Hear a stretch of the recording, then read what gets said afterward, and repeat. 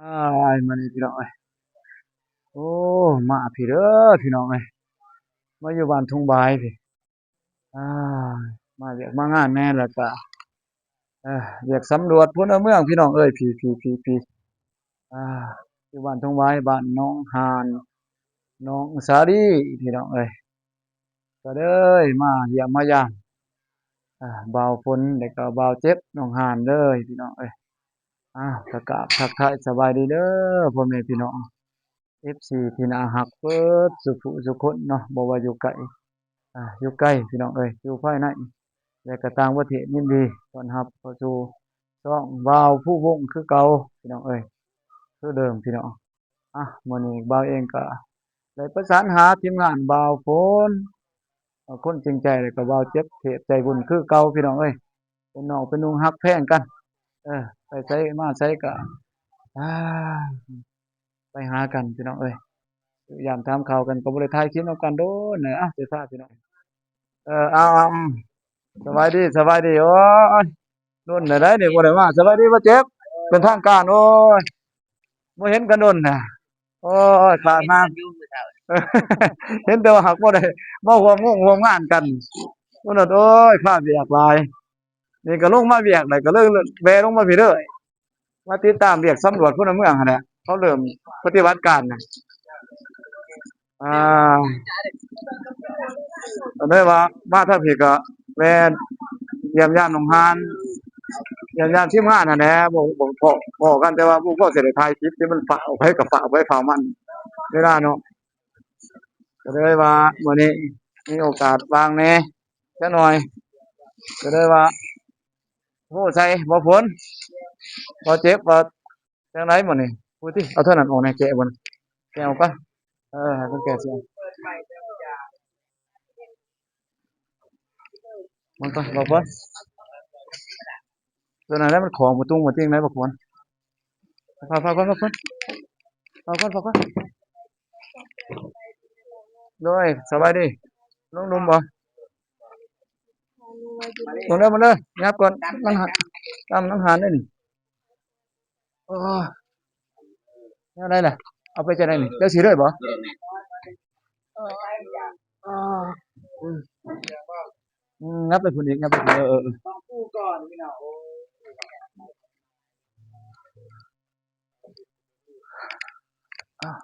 กู้ก่อนเนาะ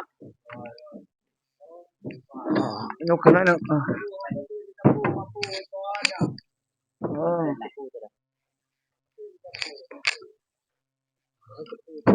ก่อน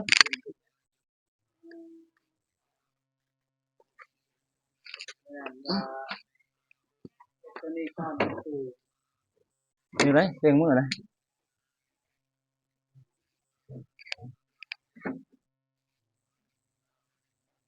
สองบุกเลยบ่บุกสี่บ่ตัวนี้ตัวใหญ่สองเนาะสองปองเนาะ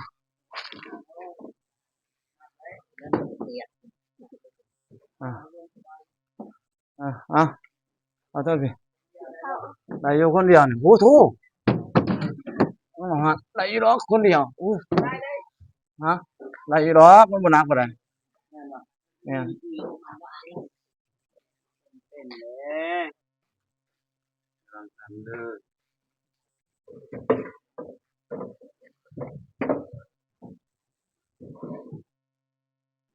โอ้ย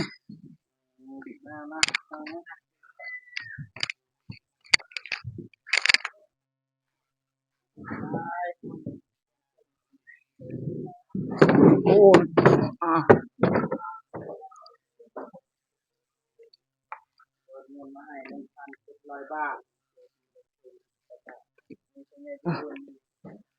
ไหนก็ได้ปะไหนก็ได้ไหนพี่ก่อนยังตัวไหนวันโผล่วันพับอยู่ไหนเนาะไปต่อ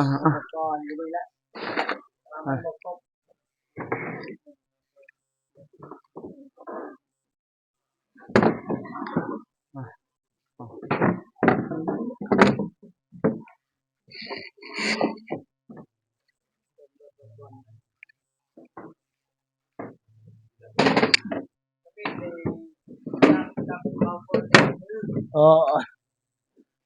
อยู่อันนั้นบ่ตัวได้ล่ะบ่พ้นอ่านเฟอร์นิเจอร์ได้บ่ได้เนาะอ้าวคักแหละบาดอ่าคืบหน้าไปได้เติบเลยดิงั้นอ่าเอาก็บ่ได้มาบ่ค่อยได้มาพี่น้องเอ้ยมีแต่นี่แหละว่าฝนก็บ่เจ็บนี่แหละเพิ่นบริการอยู่ที่นั่นแหละ Đang bắt chước lên mẹ lại người phạt người lần ตัวนี้บ่ ren đang nó cái đẹp พวกไว้ตั้งหาที่ cho ตัว lời em phùng rồi อะไรบ่พง càng tiền bữa nay con bà lạc có โอ้ยบ่ดักติอยู่นี่แหละบ่เป็นหยังดอก mà non như đi đấy nó ngạn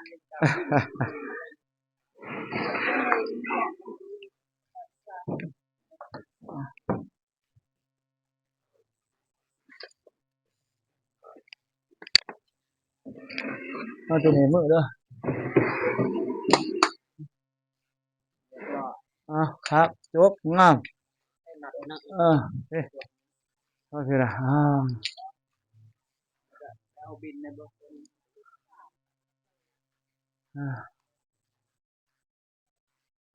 สบายดีเด้อพ่อแม่พี่น้อง FC เบิดสุขสุคนเนาะบ่ว่าอยู่ไกลอยู่ไกล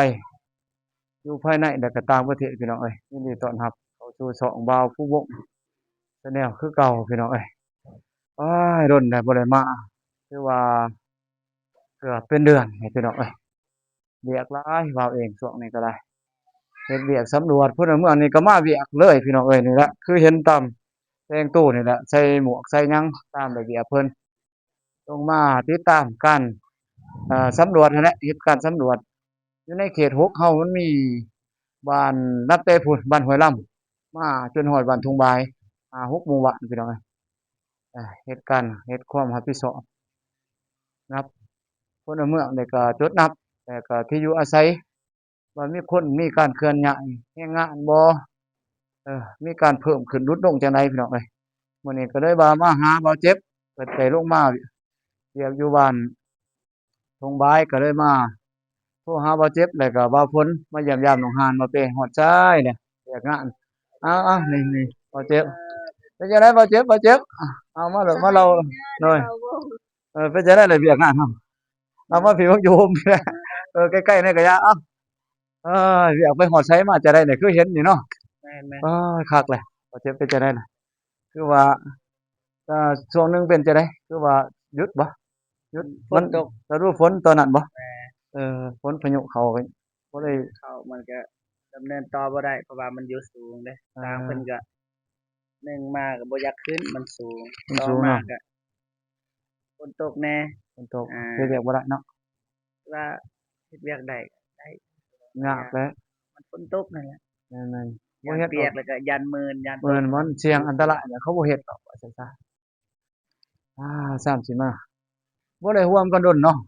โดน พ้อกันล่าสุดอยู่ไสล่ะเฮาบนบ้านบ่ บนบาน บนบ้านเมาฝนนี่ล่ะพี่น้องเอ้ย บนบานบ่แม่นสิได้ถ่ายคลิป บ่ได้ถ่ายแต่ว่าบ่ได้ถ่ายให้พี่น้องเบิ่งแต่ว่ามาพ้อกันซื่อๆพี่น้องเอ้ยมายามกันชั่วคราวเราเองก็มาเห็นเบาฝนแล้วก็เบาเจ็บก็เลยบ่ได้เฮ็ดหยังหรอกแต่ว่ามากินข้าวเฮือนเบาฝนซื่อๆเนาะ บ่คนเซิร์นเด้ เบาฝนเชิญมาว่าซั่นซะ แต่ว่าบ่เจ็บก็บ่ค่อยได้กินปานใด คน เป็นจังได๋จักแล้ว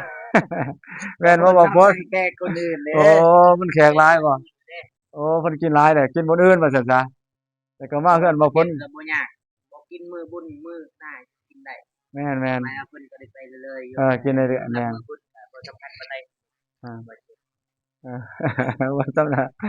ขาด เอ้ บ่ได้ ยขาดกัน บุญว่าขาดบ่ได้เลยต้องมาเด้มากินนั่นแหละ เอ้าบัดนี้เป็นจังได๋ความคืบหน้านี่มันสิไปจังได๋มาจังได๋นี่คือว่าระบบสร้างเฮานี่สิโจ้ส่ำน่ะบ่ได้แนวใดน่ะระบบมันแนวใดให้บ่เจ็บเราบ่เรียกงานเฮานะ เรียบร้อย เออ จ่ายเงินเรียบร้อย แต่ว่าเฮาสินี่แหละสิปูพื้นสิแอร์มันยังก็เอาไปซื้อใหม่ให้มันครบก่อนคือเห็นในบานประตูวงกบเอาซื้อไว้ก่อนไม้สลอกสลายหยังซื้อไว้ก็เอิ้นอ้ายเพิ่นมาเฮ็ดให้เรา โอ้ แต่ก็ถามราคาอ้ายเพิ่นว่าอ้ายสิเอาเท่าใด คือว่าสร้างผู้เก่าบ่ตามว่า ผู้ เก่า เออ เพราะว่าอ้ายเพิ่นว่าก็สิซอยอะนะก็เทิง เอ ได้ อ ซอย ขอเพิ่นแหละเพิ่นรุดให้ส่ำใดส่ำหนึ่งก็แค่แน่เนาะขอเพิ่น แล้วเลย ให้มันงามเลย ผู้หนึงเฮ็ดตัวนี้ผู้หนึงเฮ็ด ตีเนาะบ่งามหยังบ่งามหยังผู้นั้นได้เฮ็ดเทิงเฮ็ดข่อยมาเฮ็ดที่สองก็ย้อนผู้นั้นเนาะตีกันบ่ได้สร้างผู้เดียวเด้อคักๆ ได้จะเป็น ๆคือว่างบประมาณเด้เฮือนฮ้อนเฮาฮอดไสบ่เจ็บเฮือนฮ้อนมันเป็นจังไดล่ะคือว่าไปเทื่อน้อยบ่โตขั้นตอนสิแอมกับสิปูนี่ แม่เพิ่นก็สิโอนเงินให้มันเบิดนะแต่ว่าเฮาบ่กล้ารับว่าซั่น เอ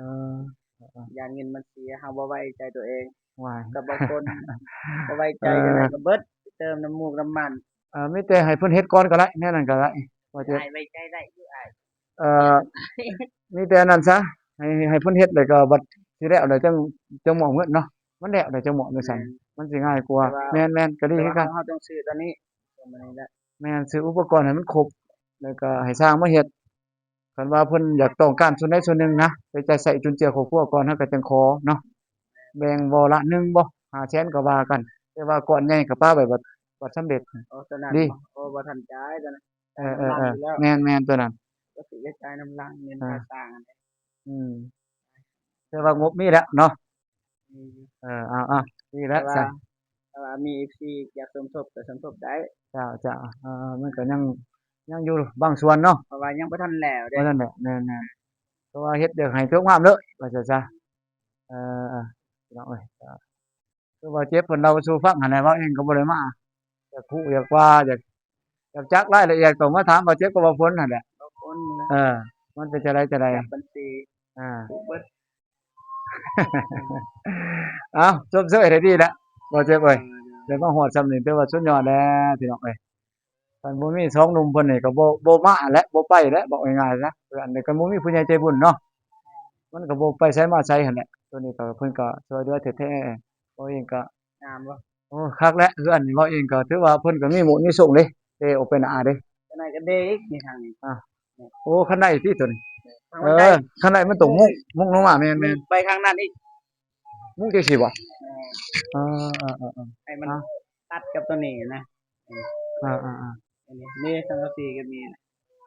ยังอีกใส่อีกเสาหนึ่งบ่2เสาบ่ ก็ใช้เสา เป็นไม้เส้น ไม้ อะเนาะ แตง เออๆ ไม้หยังก็ได้เนาะเสาแตงก็ได้ไปตัดไม้เอาก็ได้ ๆนี่นะนี่เฮ็ดตัวนี่นาน้อยๆนี่ก็ได้นะบ่เจ็บนี่เป็นจังซี่ก็ได้นี่ไม้เส้นจังซี่ได้แล้วคือว่า มี ตัว เงินจะเฮ็ดเสาเลย ให้มันงามเลยเออๆเบิ่งตามตัวจริงเฮ็ดไปเป็นขั้นเป็นตอนว่าซั่นซะเนาะ เป็นขั้นเป็นตอนเฮ็ด ก็ว่าเฮาเบิ่งตามงบประมาณมันเหลือจังไดหรือว่ามันบ่พอจังไดก็ค่อยต่อเติมไปเรื่อยๆเป็นบ่เพราะว่ามันก็อาศัยสะสมได้เนาะมันงบประมาณเฮาก็บ่ เฮ็ด นี่แหละพี่น้องเอ้ยมาให้เรื่องราวมัน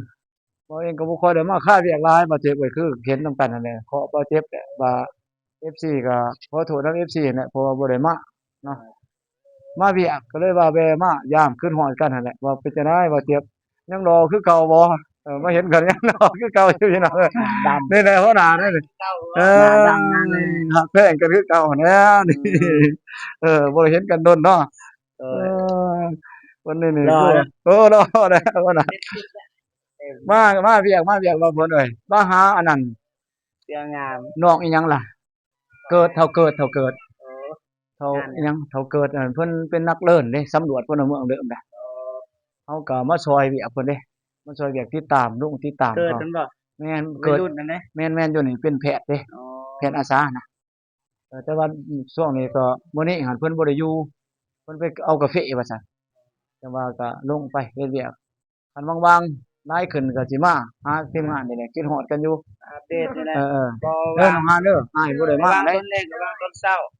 จ้า ระวังต้นเศร้ากับมาต้ คื น อ แร ว่าก มีหยังก็ฝากความหวังไว้นำเบาพ้นนั่นแหละก็บ่เจ็บนั่นแหละพี่น้องเอ้ยให้เบิ่งติดตามทั้งสองเพิ่นสองเบาก็บ่ได้มาอัปเดตได้เด้อมันบางมาเป็นครั้งเป็นคราวไปดอกเนาะร้อยไปร้อยมาเออสิเฮ็ดจังได๋แหละมันเวียกเด้มันก็รับผิดชอบเท่านั้นก็ นี่บ่ได้ เออเป็นก็ดีแหละยินดีนำน้องมื้อนี้ก็มาเบิ่งแล้วก็มายินดีนำน้องฮานแหละมอสิได้แหละเออช่วงนี้กาแฟบ่ได้เก็บบ่กาแฟ บอกว่า ฮะ บ่เจ็บมาอัปเดตบ่สิ เอ บ่ได้ อ ไป เออๆ เมื่อวานว่าสิไปแต่ว่าเฮาบ่ให้ไป ๆเพิ่นมาอัปเดตเนาะ อัปเดตแต่ อ่า หายไปไหน อาๆมีแต่ให้อันนั้นแหละจนกว่าสิได้เอาตัวนี้เนาะคันเพิ่นบางบ่มื้อใดเพิ่นมีเจ้ามาโจะก็ไปเนาะบ่เพิ่นเนาะไปรับจ้างนี่แหละให้บ่ฝนเด้อเพิ่น บ่ทรงสิได้โจะ โลหนึงเท่าไรนี่ถามบ่ฝนเนี่ยเพิ่นสิจ้างช่วงนี้จ้างอยู่บ่ฝนเพิ่นสิบ่ เพราะว่าได้เก็บรางวัลนึง ถ้างวดสอ แต่ ง บ่โดนดอกวันหนึงได้หลายเลย บ่ตายเพิ่นน่ะจักตูน 5ล้านกีบนั่นแหละ เอ่อ5ล้านกีบค่าเฮ็ดงานปลาไป3ล้านเนาะบ่เพิ่นเนาะเดือนน้ำมันรถเดือนน้ำมันรถเองเนาะพี่น้องเอ้ยมันก็บ่ได้หลวงหลายๆดอกเบาเดิงเฮาเฮ็ดนี่มันใช้เพิ่นเอิ้นว่าจ้างเนาะจ้างหลายเฮาบ่ได้เฮ็ดเองเนาะมันบ่ไหวเนาะบ่เพิ่นเนาะมีแต่มันเหลือเท่าใดจะเป็นของเฮาว่าซั่นซะบ่เพิ่นเนาะค่าจ้างค่าน้ำมันค่าข้าวแก่ค่านั่นค่านี่มันก็หลายค่าแต่ว่ามันเหลือเล็กๆน้อยๆก็พอได้ใช้ไปเฮ็ดจั่งใดล่ะเฮาบ่ได้เฮ็ดเองเฮ็ดเองก็บ่ไหวมันบ่แรงเฮาบ่ไหวเนาะบ่เพิ่นเนาะใครเฮ็ดสวนก็สิรู้ดอกตัวนี้ช่วงนี้คือว่ายิ้มดีเนาะช่วงนี้เนาะงานเนาะสิได้คืออันใหม่เด้อเด้ดีใจเด้อเนาะน้องงานเนาะเออเป็นจั่งใดล่ะข่าวท้องบ่ตกบ่เที่ยงเพิ่นสิได้สิมาอยู่บ่ตอนนั้นน่ะ มาแต่งานทางนั้น แต่ว่าหนักอยู่ คือว่าติดตาม หนักอยู่ เบาเจียงก็คือว่า เดิมเด้ เออ เห็นบ่คิด คือว่าเขาคือหายเบาเจียงพุ่นแห้งแท้เบิ่งในคลิปเนาะ เกือบแล้วลงไม้ลงมือ นี่ล่ะคุดเนาะ แต่ เนาะ ว่าเฮามันสิลงแม่นไอ้เตียงเราคุมอารมณ์ได้อยู่ถ้าเป็นคนอื่นน่ะบางทีบ่อยู่แล้วสิบ่คนบ่อยู่หรือบ่คนบ่มัน อยู่หั่นน่ะบ่หมาย ได้เลยอะ บ่ความหมายบ่อยู่เฮาบ่อยู่หันเฮาก็ย่างหนี้หั่นนะบ่แนวใด ตีกัน บ่เป็นติแนวนั้น เว้า โอ้ยก็ แต่ว่าจริงๆมันจะไอ้เตียงเรายังคุมอารมณ์ได้พยายามว่าไปผิดไปเถียงกันมันก็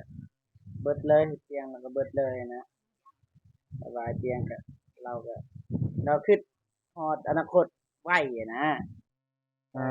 เพิ่นก็เป็นผู้ ใหญ่อะนะ เป็นผู้ ไปรุ่น แม่น บ่ได้ เป็นผู้ใหญ่แล้วก็มันก็บ่มีอันนั้นดอกคือว่าเราก็เฮ็ดถูกแล้วดีแล้วเราเฮ็ดสมเสยแล้วเราเฮ็ด บ่แม่นไผก็มีอารมณ์นะไผก็อยากให้เป็นให้นั้น ฮะ บ่ได้อารมณ์คนเฮาที่บ่นั้นลงมือแล้วก็สวนกลับกัน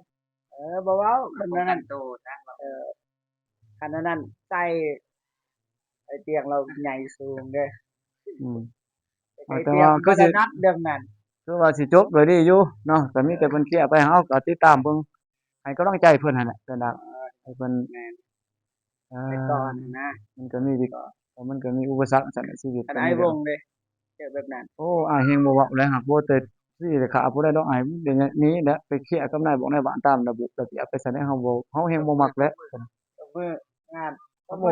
บ่นั่นอยู่แล้วแต่ใดมาเฮาย้านเด้อเฮาเรื่องผิดเรื่องเถียงกันเฮาบ่มัก เฮาเจ็บกับบ่พุ่นนี่อย่าวัยรุ่นก็วัยรุ่นเนาะ อย่าข้อยบอกให้เฮานี่ อย่า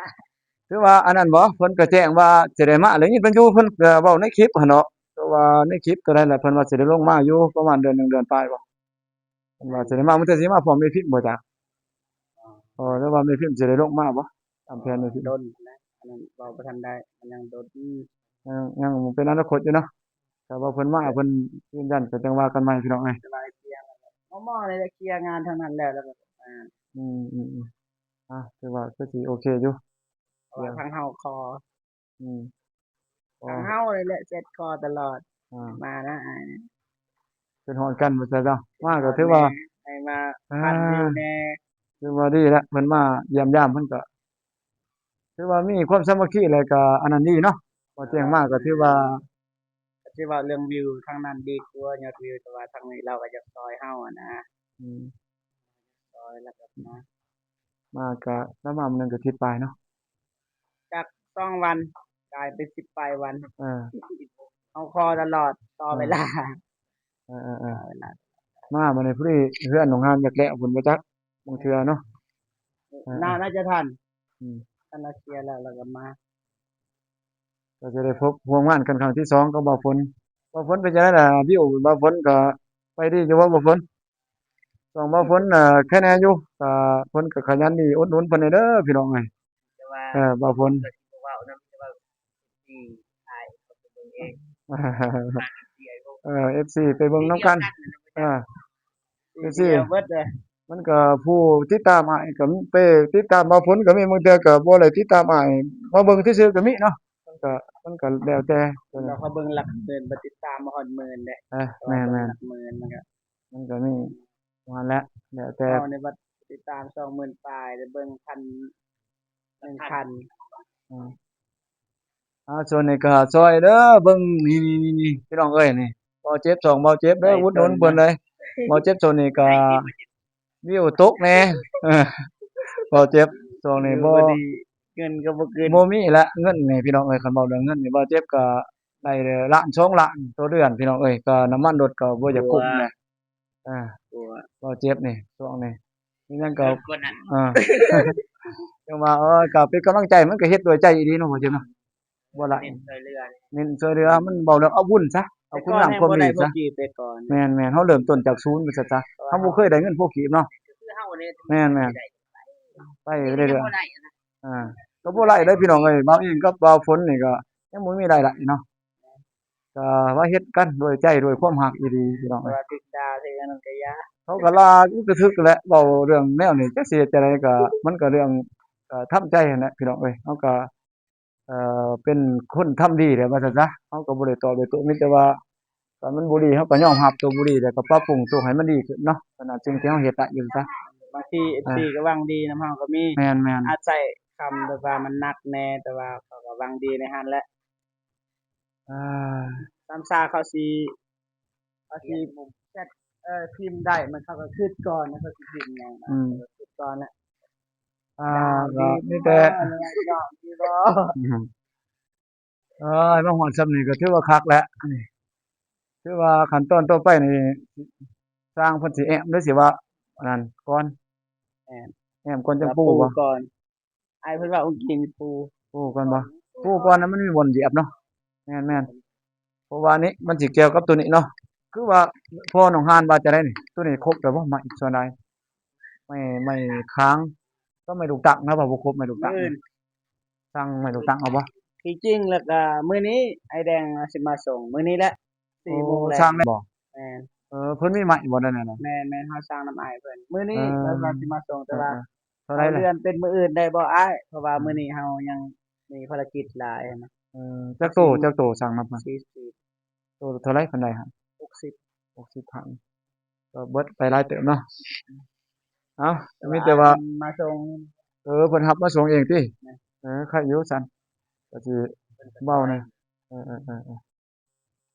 อถึงว่าเพิ่นบ่ได้มาเฮ็ดเทื่อนทางนี้แต่ว่าเพิ่นก็ช่วยก็เหลือเนาะมาส่งนี่ก็ลดให้ราคาให้แม่นบ่ปกติเท่าใด 80 80เพิ่นให้60 20,000เนาะ60บาทก็ดีแหล้วจำนั้นซื้อบ่ได้ได้หายากได้ซื้อยากเลยใหม่หนึงหลายอยู่แต่ว่าราคามันแพงหันนะคือเราเห็นเนาะเขาไปหาน่ะพี่น้องเอ้ยเอาไปซื้อนำเขาก็ป๊าไม่คือเขาสิทิ่มให้เราเบิ่งเนาะก็ยังมีราคาอยู่ของห้านเขาสิเฮ็ดจั่งใดไปเฮ็ดซื้อก็บ่เจ็บมันใหม่จังได้เลือกเอาเนาะปกติไม้ห้านมันก็ต้องคุณภาพกว่านั้น เป็นแห่งนัก อา นักขึ้นเนาะว่าจัง อืม ไมเซอร่าแพงกว่า เท่าไรล่ะเท่าไรมันสระก็ ข จะ นาดประตูนี่เท่าไหร่ ตัวนี้ก็เข้าหมื่น ตัวเบิดทั้ง นะเนาะ หมื่นนี่ได้นี่ ตัวนี่บ่เบิด ตั ทั้ ว ง หมื่นอีกหมื่นปลาย ทั้งประตูทั้งวงกบบ้านมันบ่โอ้ เจ็ดบาท ตกหมื่นปลายเลยดิ อ่าร่วมต่อวงกบกับบาน5 ล้าน9 แสน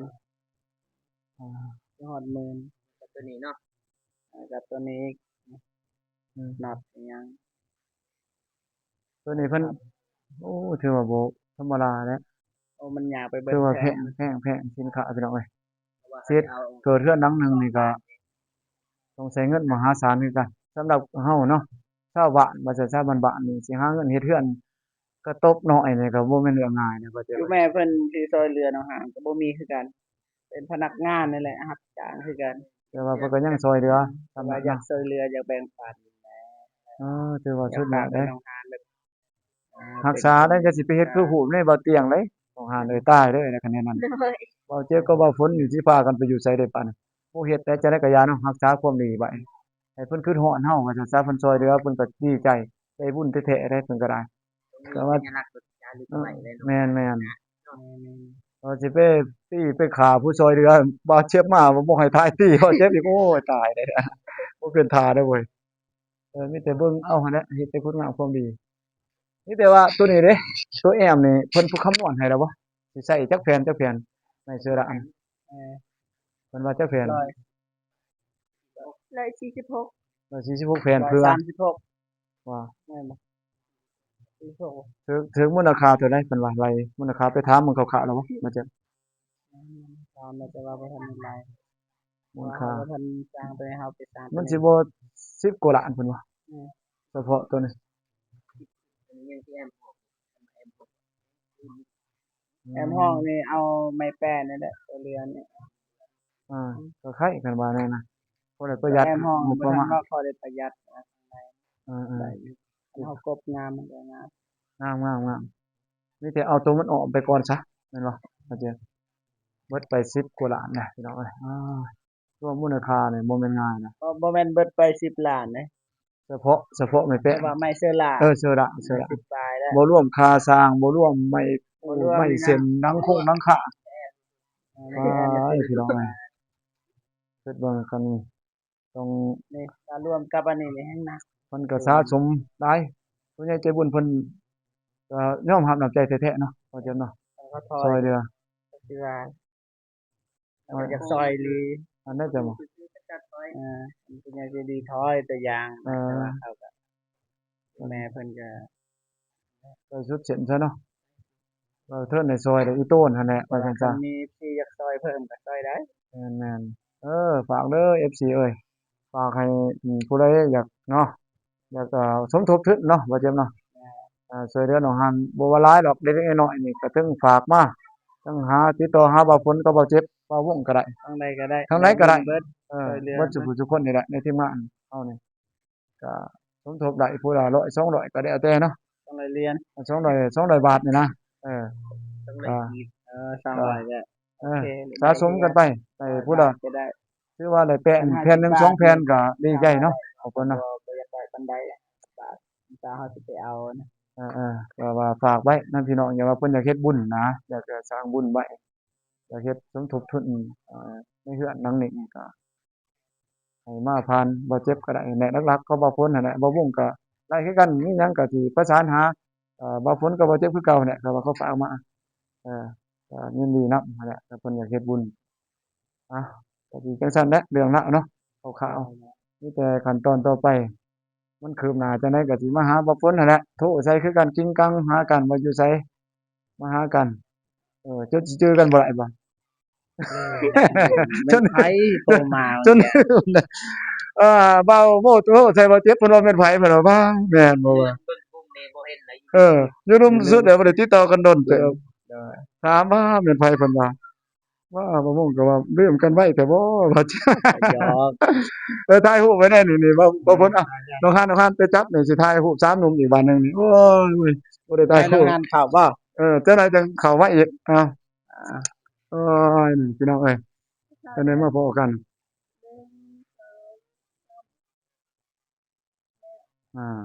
หักแพงคือเก่าหักแพงก็คือเก่าเนี่ย เยี่ยม ปั๊บ บุกสิก็สิประมาณนั้นแหละก็ทำให้น้องฮานซะอ่าขอบใจผู้ใหญ่ใจบุญเพิ่นที่เพิ่นช่วยเหลือหลักๆก็ผู้ใหญ่ใจบุญกับ FC เนี่ยที่ติดตามให้การติดตามให้กำลังใจพวกเว้าเจ็บเว้าผลนี่ก็มาจาก FC ผู้เบิ่งเนาะ เพราะว่าเพิ่นเมื่อยบ่เปิดใหม่ เปิดได้ติ ขอขอบคุณขอบใจเด้อทางที่มีผู้บุญทุกท่านและก็ที่ทุกท่านเข้ามาติดตามเบาพลเบาเจ็บเบาและเบาวงที่ให้กำลังใจก็ขอให้อยู่ดีมีแรงความเจ็บได้ความใครได้มีก็ขอให้รักยิ่งให้รักที่ด้วยปรารถนาสิ่งใดก็ขอให้ได้สิ่งนั้นจงการพัฒนาหรือว่าเป็นใจมาใจจะมีทุกคนรักน้อมไปยอดจะติดมันละทีได้เงินหมื่นมันคือได้ติดแสนได้เจ็บได้จนเฮ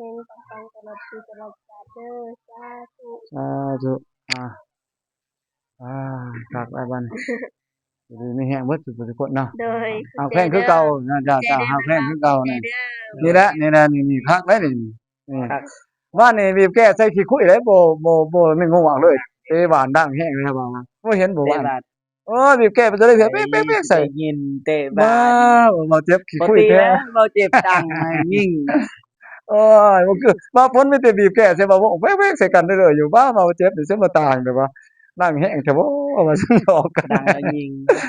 เตะบานบ่เห็นเตะบานว่า บ่ เพิ่น20,000เด้ เออ 20,000ปลายเฮาหลักพัน